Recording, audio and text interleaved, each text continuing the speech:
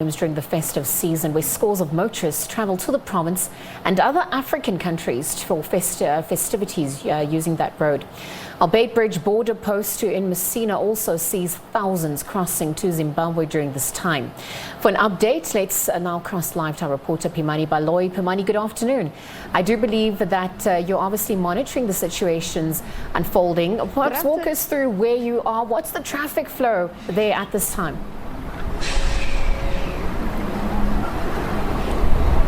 Good afternoon, Lizel, and good afternoon to our viewers at home. We are currently on the side of the N1 at the Beitbridge border post in Musina, Limpopo, where we have been monitoring traffic flowing to this port of entry. Lizel, I can tell you that, when we were driving to the port of entry between Musina and this port of entry, almost halfway into the port of entry, there is a long queue of trucks that are queuing to get to the port of entry so that they can be processed and drive into other southern African countries, Lizel. But as you know, Lizel, this is a queue that we see every year at this time of the year, where a lot of trans-border passing happens at this port of entry. Some of these are heavy-duty trucks that are carrying a logo that is traveling to southern African countries.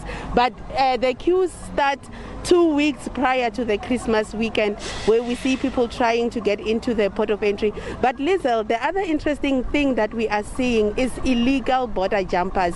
A lot of people who do not have the proper documentation to be processed at the port of entry do get out of this country illegally into other southern African countries to make sure that, they spend the festive season with their families. As we're standing here, Lizel, there was a large group of women and men carrying large cargo on their heads and on their backs, trying to jump here, to pass here, Lizel, and go to the Limpopo River further down here so that they can illegally cross out of South Africa into Zimbabwe and to other southern African countries, Lizel.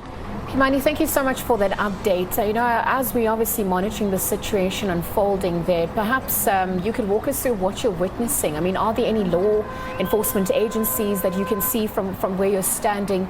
And have there been any incidents or areas of concerns? What does adherence look like at large?